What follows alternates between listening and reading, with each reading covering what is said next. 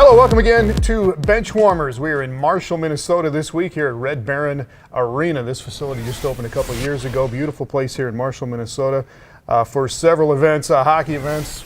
The ice is not in right now. We're joined by Erin Lind, the commissioner of the Northern Sun Intercollegiate Conference. Welcome. Great to have you here. Thanks for coming. Minneapolis is home right now. That's where the base of the Northern Sun is, correct? That's correct, yeah. But you have close ties to Marshall, Minnesota. Southwest Minnesota State University, we can see right out the window here. You are a graduate. What's the best part? What are the best memories you have of being here in Marshall and of Southwest Minnesota State? Yeah, special place, really special place to me.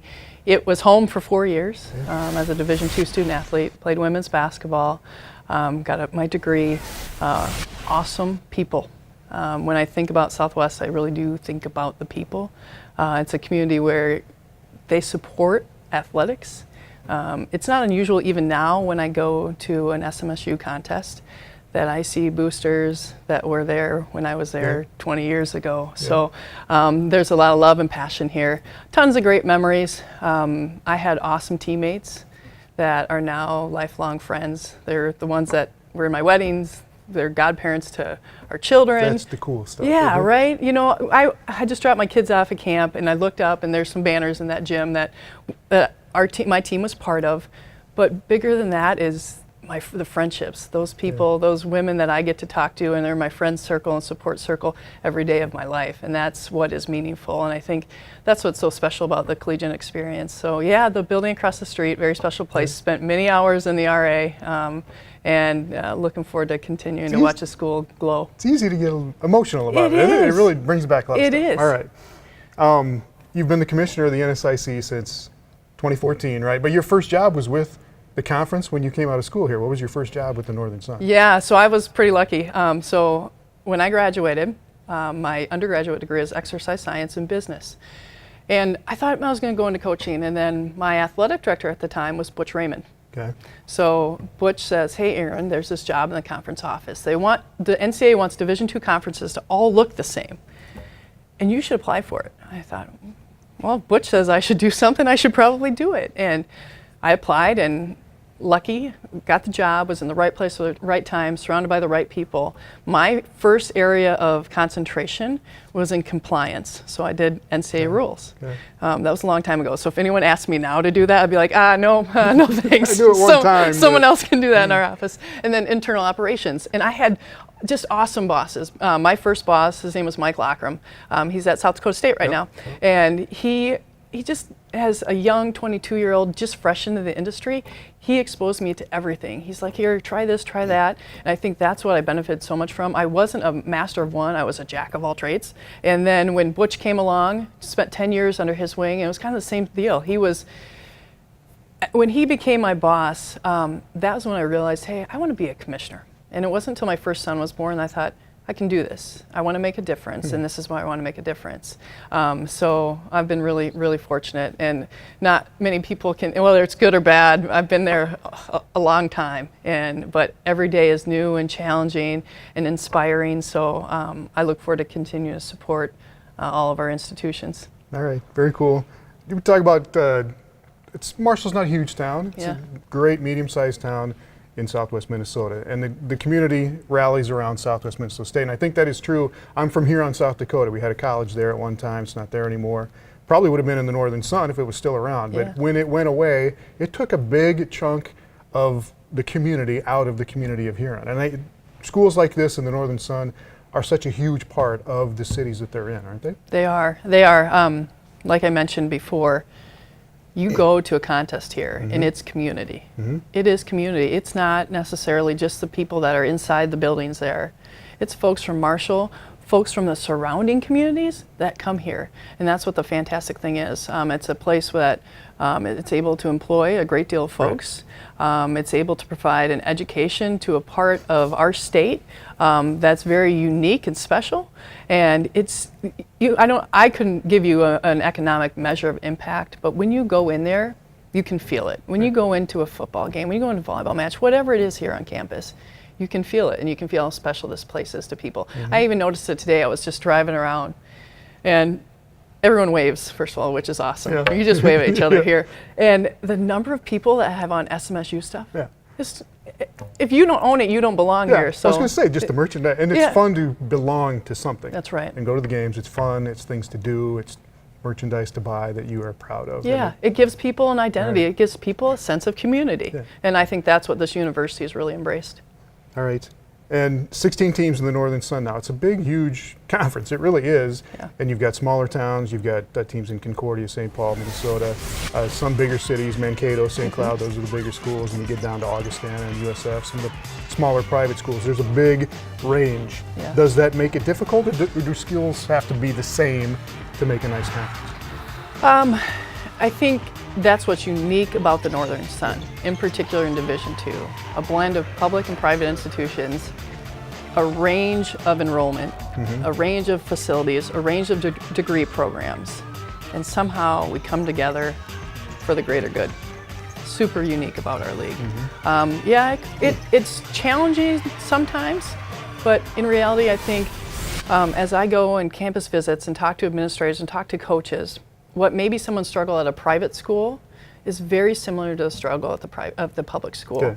So as much as we think, as we look at it from the outside, that they're very different. Yeah, it's not necessarily different needs for a smaller school than a No, bigger they're school. very similar. Right. Yeah, they're very similar. Where they struggle, their similarities are there. And as we work to help our membership, we try to identify what those struggles are and then develop programming to support whatever their needs are. So we are able to see more likes than differences, and just again really special and super unique to be a Division II conference, public-private blend in the range of enrollment and degree programs that we have.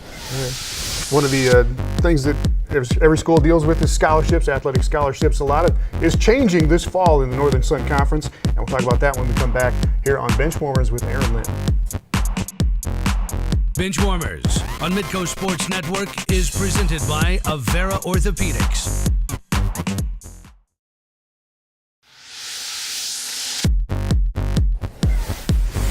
Welcome back to Benchwarmers in Marshall, Minnesota. This week we're here at Red Baron Arena with Erin Lind, the commissioner of the Northern Sun Intercollegiate Conference. And scholarships are the lifeblood of college athletics. There are some changes going into effect in the Northern Sun and in Division II, or just in the Northern Sun? Northern Sun. Just in the Northern Sun, that will go into effect this fall for the fall sports. That's right. Limits are coming off in some fashion. What's going on? So where we've been restricted on the men's side, in particular in the sport of football is one that everyone talks about. That restriction has been lifted. Our board did that 18 months ago, effective this fall. And we will now fall under the NCAA Division II maximums. Okay. So we'll see how that goes. I think we have some institutions that may get to that scholarship equivalency quicker than others. But you know, a big piece of Division II athletics is the scholarship model. So we like to see our institutions get as aggressive as they can be in offering aid to these student athletes. So, but we also know that a lot of time is spent fundraising those dollars to make it happen. All right, and just to make it clear that the NCAA has scholarship limits in football. That's right. Up to, I think it was 36 in Division II. The Northern Sun, up to this point, had set its own limit of 28 was the maximum you could offer for football, and now that limit is off. That's exactly right. That's what's happening, right? Okay. So it's up to the schools now to decide. That it kind of creates a little bit of a new challenge for you, doesn't it? To make sure that, especially in football, that it doesn't turn into a have and a have-not situation between some of the bigger schools and some of the smaller schools. Sure. Is that going to be an issue? Yep. I don't think it'll be an issue. I think we can make it an issue if we want to, but I think financial aid is important, but it's one piece of the puzzle.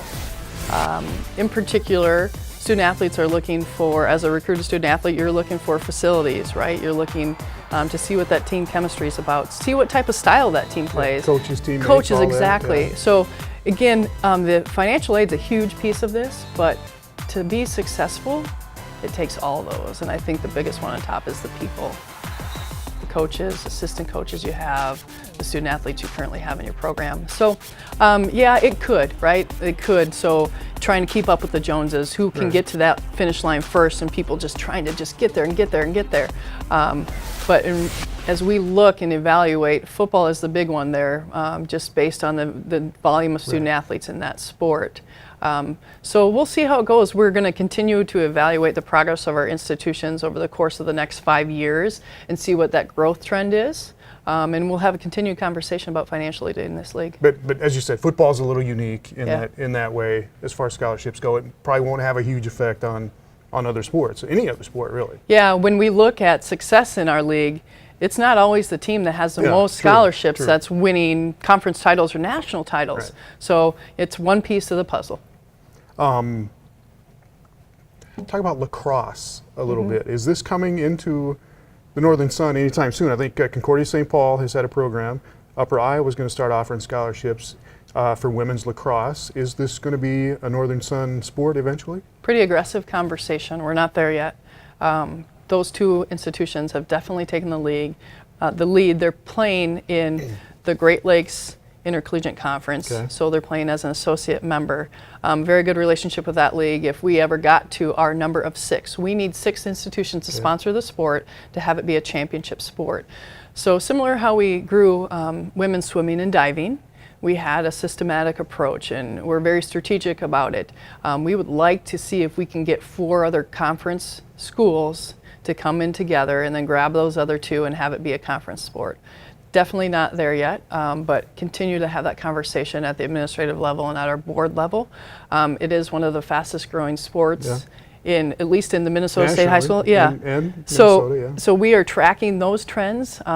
Fortunate for those 2 schools that have it right now, they're on the cutting edge getting those kids that want to play Division II lacrosse, because your choices here are you're going to go out to Colorado or you're going to go to the East Coast. So if you're a prospective student athlete in the state of Minnesota that wants to play Division II women's lacrosse, you're going to have to travel somewhere unless you're going to Concordia or Upper. So we'll see how it goes. Possibly. Yeah. Right. What about esports?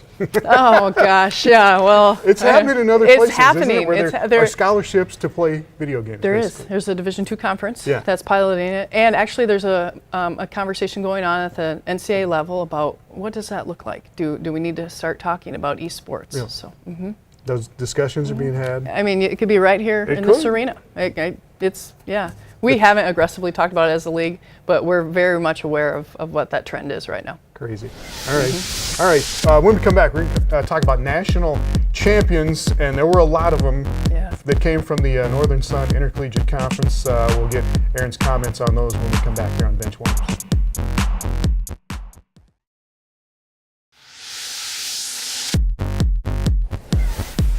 Welcome back to Benchwarmers, joined by Erin Lind, the commissioner of the Northern Sun Intercollegiate Conference. And it was the national champion conference this past season. 3 national champions, 1 national runner-up. That was kind of a fun year last year, wasn't it? Oh, it was fun. It was fun. When you get into this industry and your seasons blend, you know good things are happening. Yeah. So when the fall sports are supposed to be over and they're not, and the winter sports have started, you know some good things are happening. Yeah, it was awesome.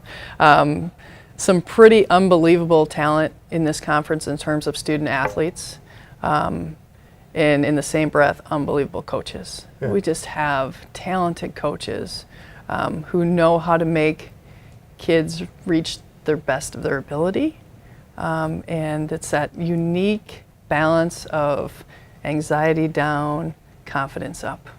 And when I think about those programs, that's exactly how those coaches are. Yeah, quick comment on these volleyball national champions, Concordia St. Paul. They've won it 9 times in the last 11 years. This is an incredible program. The NSIC ended up with 3 teams in the top 5 in the national rankings at the end of the year. But Concordia St. Paul is one of those programs that's just unbelievably consistent and wins national championships. Yeah, Coach Starkey does a fantastic job, and an amazing human being, but the face of Concordia volleyball. And exactly to my comment, he gets these young women to their best of their ability, challenging them in their practice setting when they go to match day, that he is able to sit back and watch them do their work, but that whole idea of getting a kid to perform at their very best, he's very skilled at his craft. Likewise, a lot of his colleagues in our volleyball world within the Northern Sun. We are full of talented coaches, and we're pretty fortunate and a great group of people to be around. 6 teams in the national top 25 last year. In volleyball, men's basketball, Northern State didn't win the national championship. They got there, came up as the national runner-up, but that was so much fun in the tournament in Sioux Falls. Still have goosebumps. What a special group. Been around a lot of national championship events, and I'm not sure I've been around one that fantastic. To fill that place up, to be around a group of supporters from Aberdeen who They loves their basketball. bleed their Aberdeen, maroon, yeah. and just a program that even as a former student athlete on the other gender women's basketball, but looking at their men's basketball program, admiring how they did things, admiring how they go to work every day, admiring the life traits they're trying to teach these young men. So a really special program. Wrestling, St. Cloud State, another powerhouse program from the Northern Sun. 3 national championships in the last 4 years. Yeah, Steve's a fabulous coach as well. Again, a program that you just go, how does he keep doing that? Yeah. How does he keep doing that? We're very strong in wrestling, and I don't think we celebrate that enough.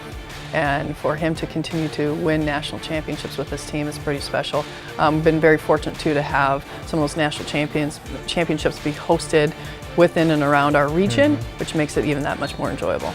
And then baseball, Augustana, they've been great. Basketball, national championship a couple of years ago. Softball, they've been great, but they win their first baseball national championship this spring. Yeah. That was pretty cool. Pretty cool, Coach Huber. Wow, Yeah, I mean, yeah. really? Actually, Coach Huber and probably started our days here together at SMSU. Really? Yeah. You Yeah. and Tim Huber and Yeah, I feel like he was. Brad Bigler? Yeah, and Brad Bigler. Yeah, All yeah. right. But I feel like Tim might have been a GA here. Okay. But what an awesome story. People always talk about, oh, the weather in Minnesota, the weather in the upper Midwest. How do you even play baseball and softball? I tell people by the time we get to that playoff time, tournament time, we probably still have some fresh arms. Student athletes who are still hungry to play the game, because we haven't played 65 games, 55 games, whatever it is yet. But yeah, Coach Hubert has done a great job with Augustana baseball.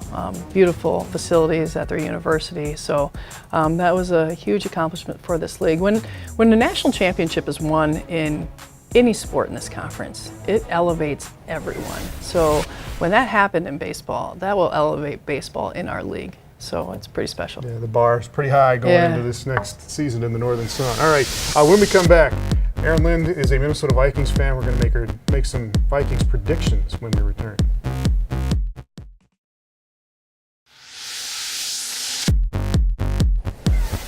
Welcome back to Benchwarmers, hanging out with Erin Lind, the commissioner from the Northern Sun Intercollegiate Conference here in Marshall, Minnesota. Minnesota native, Minnesota Vikings fan. Just want to make sure we get that straight. Confirmation on both, yeah. All right, we're going to make some predictions here on the Vikings. Just 5 games we selected randomly, and you're going to predict win or loss for the Minnesota Vikings in this one. September 9th at home against San Francisco. I believe that's the opener. I'm going win, Why? because I'm going to be there. Okay. And I am going to cheer my heart out. They will hear me, and we will get a win. Jimmy Garoppolo and San Francisco are going to be really good. Well, Super Bowl team, maybe. our former guys, Thielen and Ham, they're going to be ready and happening that's on right. offense. All right, against the Packers, September 16th at Green Bay. For the Green sake of my marriage, I'm going to say Minnesota Vikings. Why do you say that? For the sake of my marriage. What? Because if you said the other way, I don't know. your husband's a Packer fan or a Viking fan? No. Or He's a just- big Viking fan. Okay. Big Viking fan. And And if you took Green Bay, that would cause problems. yeah. Gotcha. Yep. All Keep right. it smooth. October 7th at the defending Super Bowl champions, Philadelphia. Maybe. No, one or the other. Philadelphia. Really? Eagles will win that one? Yep. Okay, good call. December 2nd Ooh. at New England. At Ooh. New England Ooh. in December. Can I switch any of them? No, Okay. at New England. New England. Wow. Okay. This isn't going to cause problems? It's just Green Bay? Well, I didn't see the New England. If you said I can't change my answers, we're just going with it. All right, losses at Philly, at New England. December 30th at home against the Chicago Bears. Vikings. Yeah, all right. Vikes, Super Bowl, yes or no? Will they get there? Not win it, just get there. Yes. Really? Okay. Even with those 2 losses. We will revisit this at a later date. All right. Again, Erin Lind, thank you. Appreciate you being here. Thanks for the partnership with Midco Sports Network. We've got a great slate of football games, basketball games from the Northern Sun that will be on Midco Sports Network again this fall and this winter. We are so fortunate to have a partnership with you guys. Yeah. Those are going to be great games, and we look forward to having an awesome 18-19 academic year. Appreciate it. Good luck with the Vikings. Hey, thanks. We're going to need it. All right. Thanks a lot. Erin Lind, Commissioner of the NSIC. And when we come back, we'll take a look at that TV package, the football and the basketball games we've got coming up this year on Midco Sports Network. Benchwarmers on Midco Sports Network is presented by Avera Orthopedics.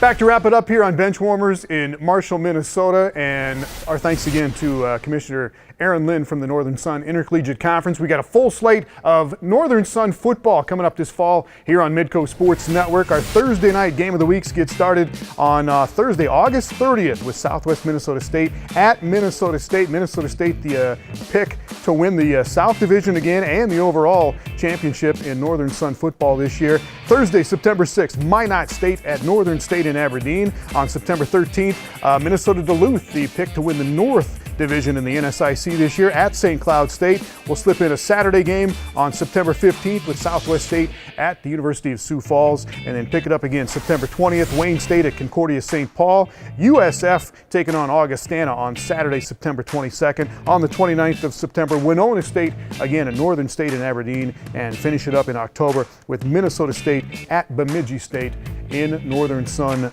Conference football. As well, starting in December, 9 basketball doubleheaders from the Northern Sun coming up this year on Midco Sports Network. Again, thanks to Erin Lind, the Commissioner of the Northern Sun Intercollegiate Conference, for joining us here in Marshall. Thanks to Alex and everybody here at Red Baron Arena.